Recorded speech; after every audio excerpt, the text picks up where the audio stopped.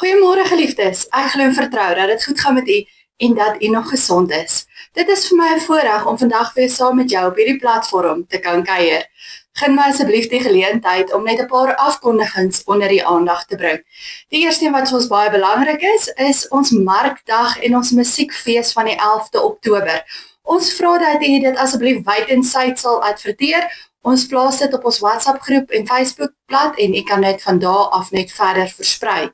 Ons musiekfees begin die middag en dit werk op 'n donasiebasis. So jy kan dit kom bywoon en net vir ons 'n donasie in die kollektesakkie ingooi. En dan natuurlik gaan daar kosstalletjies en 'n snoepie wees. So jy is meer as welkom om 'n ekstra geldjie vir dit te bring. Die Markdag is presies dieselfde dag, 11 Oktober. Dit begin al van vroeg af, van 8:00 af tot 2:00. Daar's kosstalletjies en 'n klomp ander stalletjies. So u is ook meer as welkom om dit te kom bywoon en te kom ondersteun. Asseblief stuur ook vir ons daardie WhatsApp die wêreld vol in, sodat almal sal weet daarvan. Dan sê ons vir elkeen wat ons finansiëel ondersteun, baie dankie vir julle ondersteuning. Ons waardeer dit opreg. 'n Volgende aspek wat belangrik is dat ek van die 1 Oktober tot en met die 12de Oktober 'n bietjie met verlof is. So indien u enige hulp benodig, moet u asseblief vir Sonja kontak en sy sal u met die regte persoon in verbinding bring. En dan wil ons graag ons voorbereidingslys ook net aan u voorhou. Ons vra nog steeds voorbereiding vir Tannie Martie Potgieter, vir oom Johan Annandale en sy gesondheid. Hy was weer vir toetse gewees, die dokter is baie tevrede met sy toetse. Dit gaan al beter, hy moet nou nog net sterker loop, dan sal dit baie goed gaan. So hy sê baie dankie vir elkeen van julle se voorbereiding.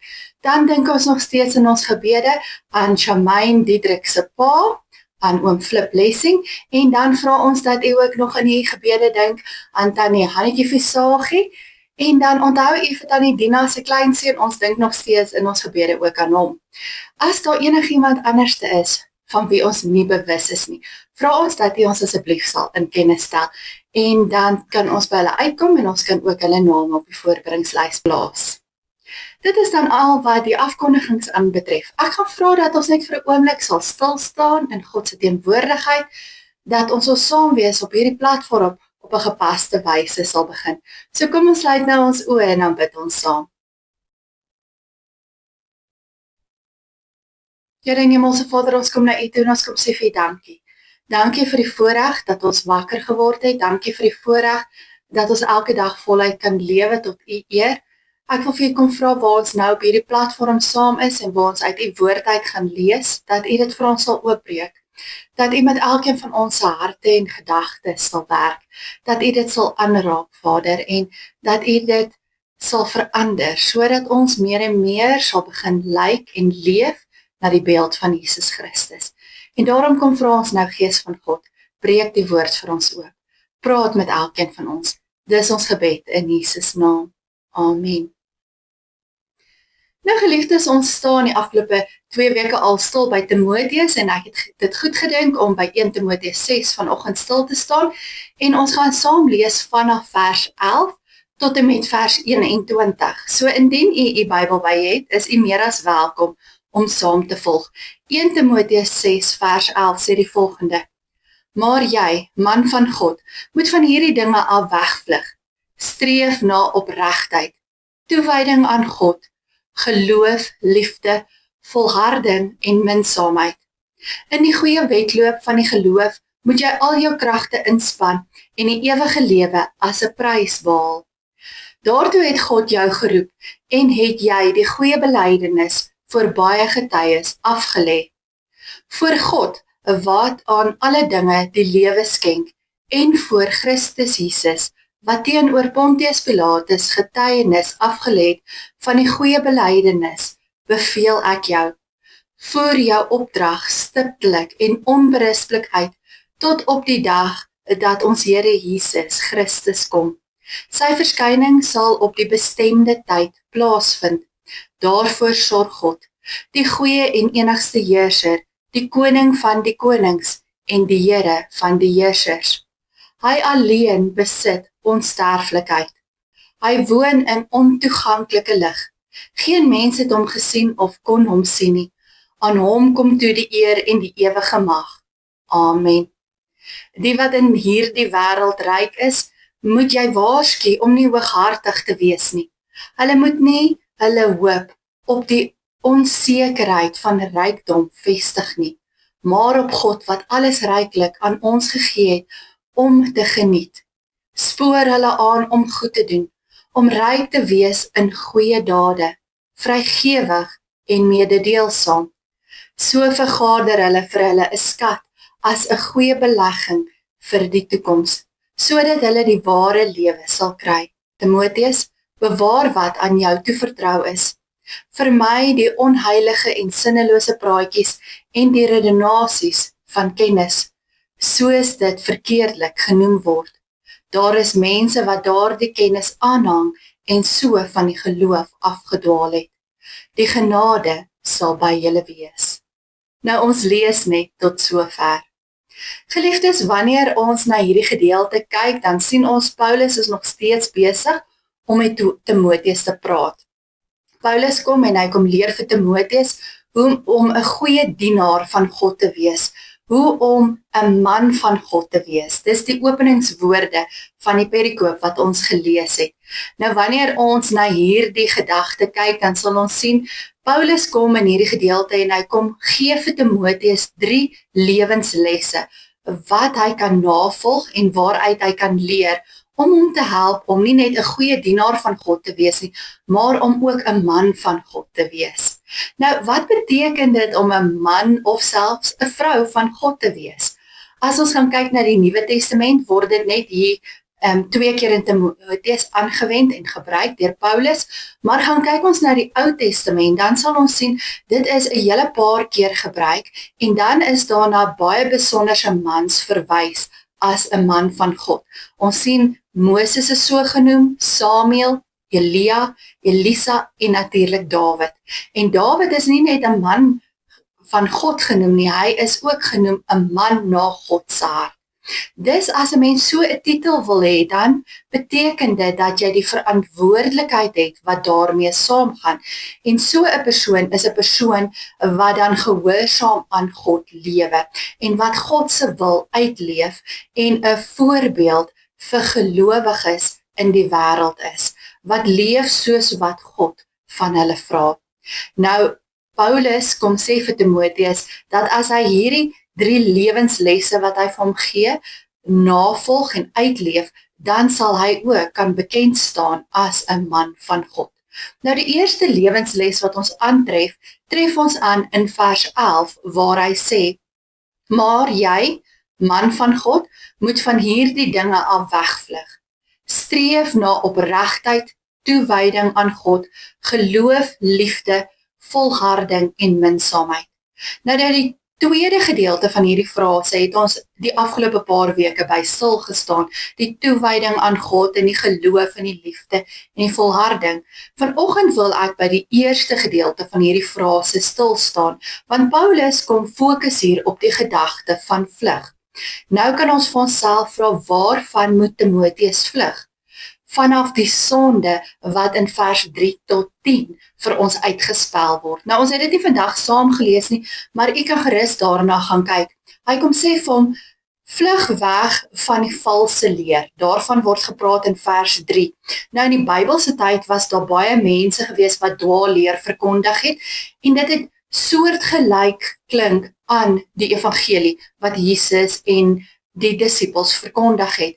En daarom kom sê Paulus vir Timoteus dat hy baie waaksaam moet wees en dat hy moet luister en seker maak dat dit wat die mense verkondig nie dwaalleer is nie. En as dit dwaalleer is, dan moet hy daarvan wegvlug. Hy moet dit vermy.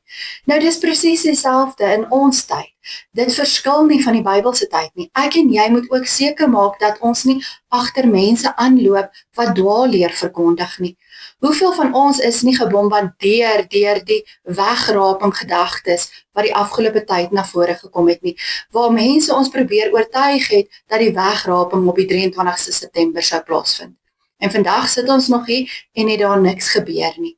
Die woord sê vir ons dat niemand weet wanneer hierdie tyd gaan aanbreek behalwe Jesus Christus nie. Ons het ook gelees in vandag se gedeelte dat Jesus wel gaan terugkeer op die bepaalde tyd, maar dat ons nie weet wanneer dit is nie. So Paulus kom sê vir Timoteus, wees versigtig vir dwaalleer wat verkondig word. Dan sê hy in vers 4 vir hom, moenie by twis, vrae en stryery oor die woord van God betrokke raak nie. Nou daar's baie mense wat wil argumenteer oor die woord van God en die betekenis en die uitleg daarvan. Ek het al geleer dat dit help nie dat 'n mens met iemand wat 'n standpunt ingeneem het argumenteer nie. Ek deel gewoonlik my opinie met hulle en dan laat ek dit by hulle sodat hulle daaroor kan nadink en sodat hulle tot hulle eie gevolgtrekkings kan kom. Ek raak nie met mense in 'n stryery betrokke nie, want op die einde van die dag verrig dit partykeer meer skade as goed. Partykeer verloor ons hierdie mense totaal en al, in plaas van om hulle te wen vir die evangelie. So ek sal my opinie deel en dan sal ek na die tyd vir hulle bid en die Gees van God toelaat om in en deur hulle te werk en hulle te oortuig. Ons moet net onthou dat God het ons nie nodig om hom en sy woord te verdedig nie. Hy doen dit self. Hy oortuig mense self van sy wil en sy woord. Ek en jy moet net die saad plant en die res in God se hande los. So Paulus kom sê dieselfde vir Timoteus, moenie by 'n twis en 'n stryery betrokke raak nie.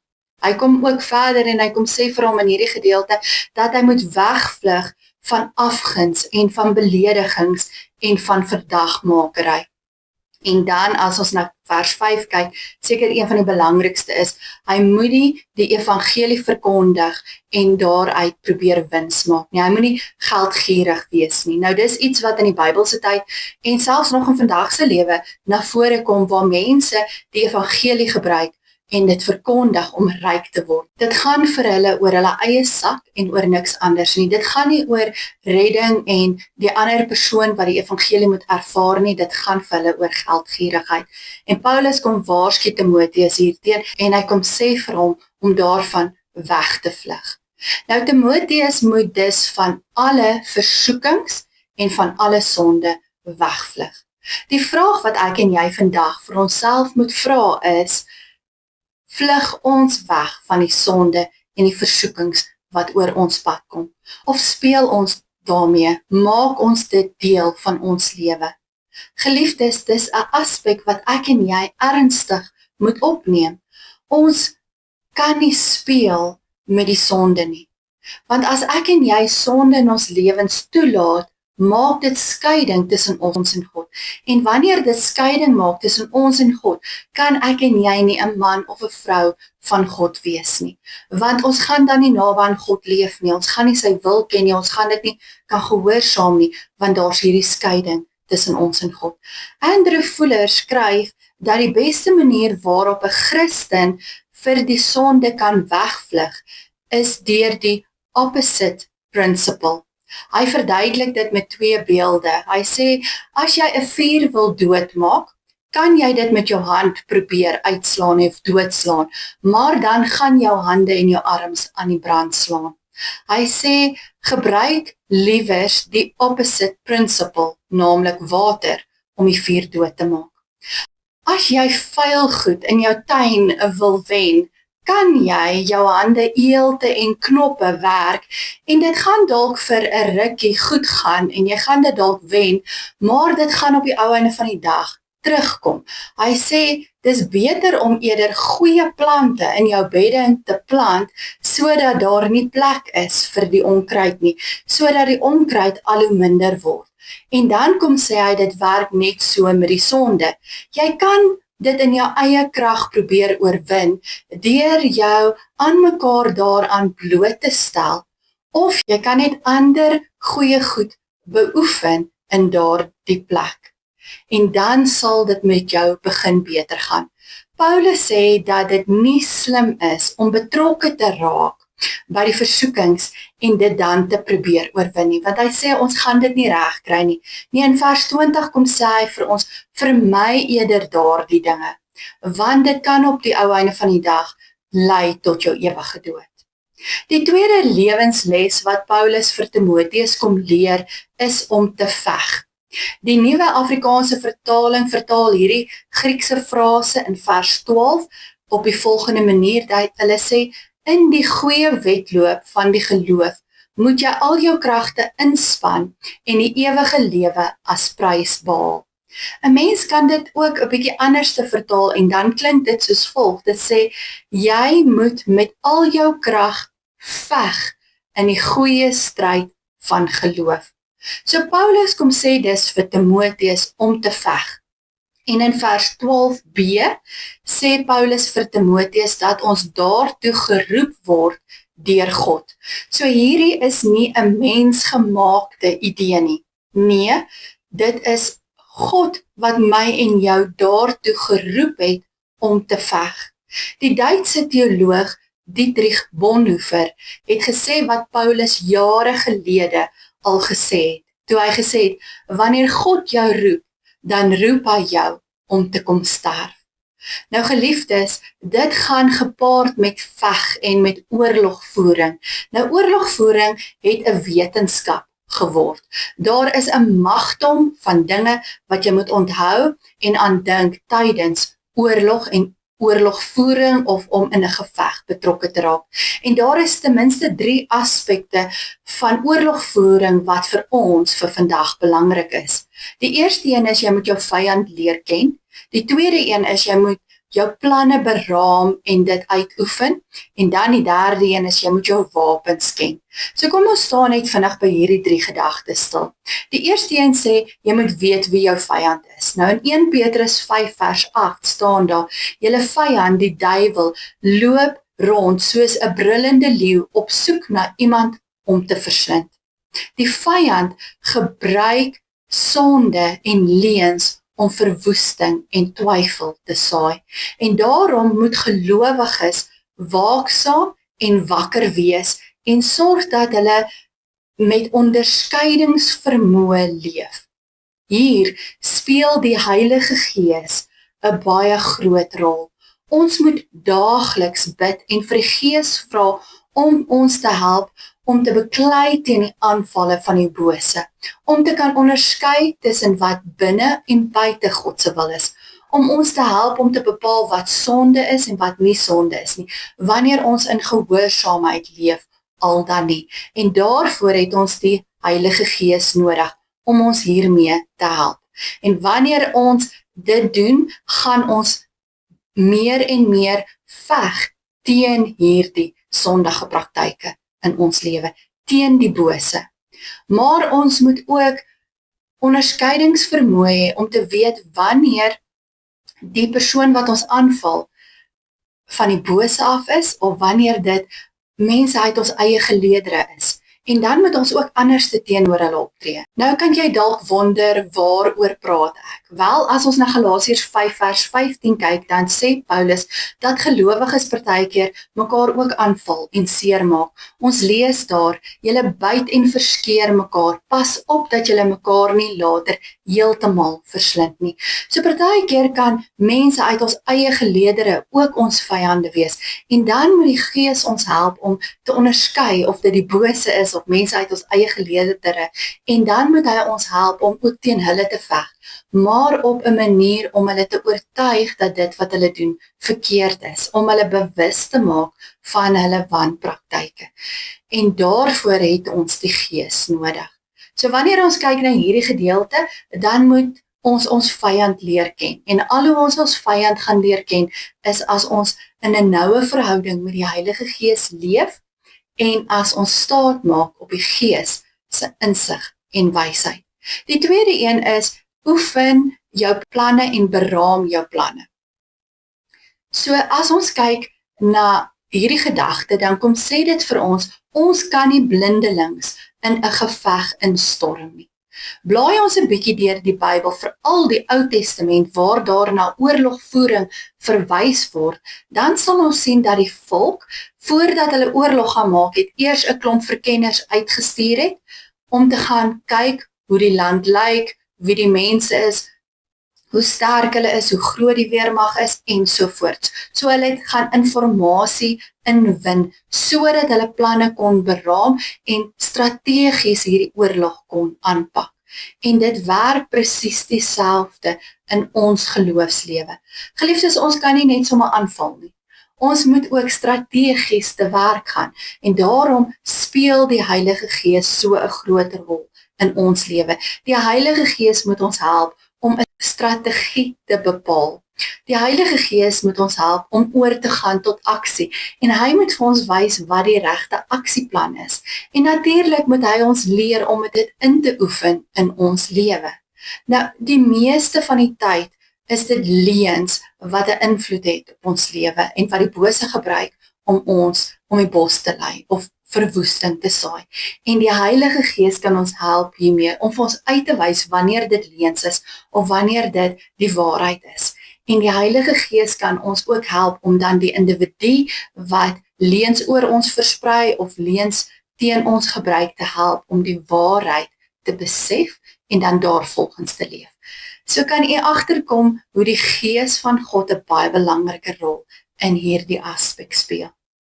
Die derde aspek waarby ons stil staan is dat jy jou wapens baie goed moet ken en reg moet gebruik. Dit is die derde gedagte wat hier na vore kom. Nou ons as kinders van God het twee wapens wat ons gebruik. Dit is die woord van die Here en gebed. En geliefdes, ons moet hierdie wapens reg benut en ons moet weet hoe om hierdie wapens te gebruik. Staan ons stil by die woord van God, is dit belangrik dat ek en jy hierdie woord van God ken, dat ons dit deel maak van ons lewe, sodat ons kan weet wat binne God se wil is en wat buite sy wil is, sodat ons kan weet wat reg en verkeerd is, waar volgens ons moet leef en waar volgens nie, sodat die Heilige Gees ons kan help met hierdie onderskeiding wat ons moet tref in die lewe. Maar die woord van God is ook lewendig en kragtig en dit kan lewe spreek en daarom moet ons ook leer om lewe te spreek in situasies en in mense se lewens in. En ek en jy gaan dit net reg kry as ons die woord van God ken. Die tweede een is gebed. Nou ons almal weet dat gebed 'n kragtige wapen is. En ek en jy kan gebed gebruik om in te tree vir iemand en om iemand te help. Ons kan gebed gebruik vir oorlogsvoering, veral geestelike oorlogsvoering, en ons kan gebed gebruik om teen die bose se aanvalle te bid. Geliefdes, een gebed kan 'n hele oorlog wen.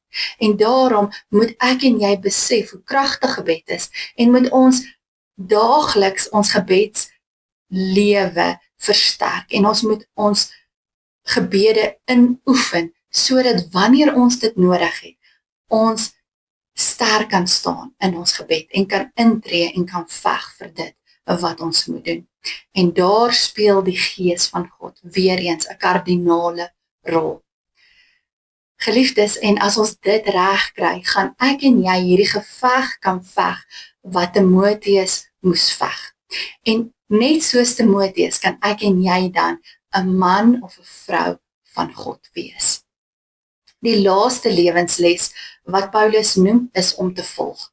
En dit is eintlik ook heel logies, né? Geen soldaat gaan in 'n geveg in sonder om vir iets of iemand te veg nie.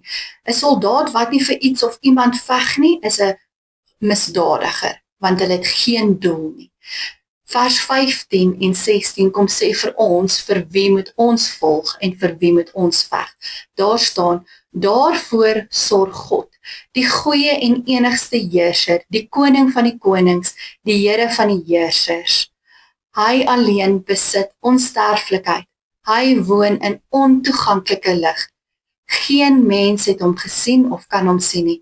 Aan hom kom toe die eer en die ewige mag. So hierdie verse kom sê vir ons dat ons vir God veg, dat ons vir die koning van die konings veg en dat ons hom moet volg. Wat beteken dat ons Jesus Christus se voorbeeld moet volg, dat ons in sy voetspore moet volg. Ons lees daarvan in Matteus 16 vers 24 waar Jesus vir ons die opdrag gee wanneer hy vir ons kom sê om ons kruis op te neem en hom te volg. En dan kom sy ook verder vir ons, as jy jou lewe vir jouself wil hou, sal jy dit verloor. En hierdeur wil hy kom beklemtoon dat ons agter hom moet aanloop en sy voorbeeld moet volg, dat ons sy hande en voete in die wêreld moet wees. Nou Paulus sê dis vir Timoteus in hierdie gedeelte dat hy Jesus se voorbeeld moet uitleef, dat hy God die Vader moet volg. Die vraag wat ek en jy vandag vir onsself moet vra, net soos wat Timoteus destyds vir homself die vraag moet vra is ons bereid om God te volg? Is ons bereid om hierdie opofferings te maak wat Jesus Christus gemaak het? Want as ons kyk na hierdie gedeelte, dan sien ons dat God sy seun aarde toe gestuur het om te kom ly, om te kom sterf, om hierdie opoffering te kom maak, om die swaar las van die sonde op sy skouers te neem, sodat ons as kinders van God nie hierdie swaar las van die sonde hoef te dra nie.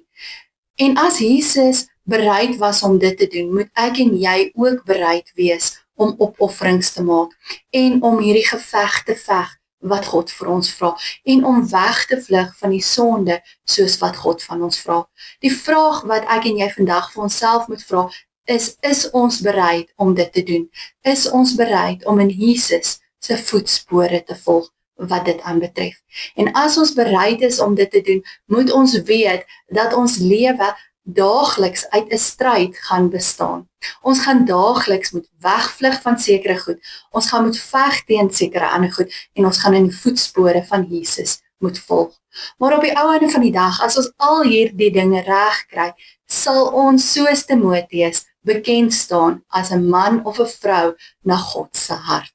'n Persoon wat naby aan God leef, want ons leef in gehoorsaamheid en ons kom ons verantwoordelikhede na. En indien ons wel dit doen, moet ons onthou dat daar vir ons 'n beloning wag. En die beloning wat ons gaan kry wanneer Jesus Christus weer terugkom. Ons lees daarvan in hierdie gedeelte. Ons lees dat hy terug gaan kom om ons te kom haal. Wanneer daardie bepaalde tyd is, weet ons nie. Maar wanneer hy gaan kom om ons na hom toe te neem, gaan ek en jy die oorwinnaarskroon kry. Wat vir ons sê dat hierdie stryd wat ek en jy daagliks moet stry, die moeite werd gaan wees. Want ek en jy gaan as 'n oorwinnaar uit die stryd tree. Geliefdes, en daarom kom vra Paulus vir ons net soos vir Timoteus om 'n man of 'n vrou van God te wees. Om so te leef dat mense dit in ons lewens raak sien. Om so te leef dat ons daagliks die goeie stryd stry. Wegvlug van dit wat verkeerd is. Veg teen dit wat nie God se wil is nie. En te volg in Jesus se voetspore. Die vraag wat jy vandag vir jouself moet vra is, of jy bereid is om dit te doen. En as jy bereid is om dit te doen, dan wil ek jou nou uitnooi om dit daagliks te doen.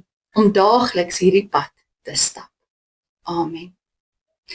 Geliefdes, kom ons sluit ons oë en dan bid ons saam. Here en Hemelse Vader, baie dankie vir vandag. Dankie dat ons gehoor het dat ons elke dag hierdie stryd moet stry. Vader, hierdie is nie nuwe dinge nie. Ons weet ons moet wegvlug van die sonde en ons moet nie met dit speel nie en ons moet dit nie toelaat in ons lewe nie. Maar Vader, ons doen dit so baie, wat ons speel met die sonde, wat ons begewe in dinge waarin ons nie moet begewe nie en waar ons val vir versoekings en daarom kom bely ons dit.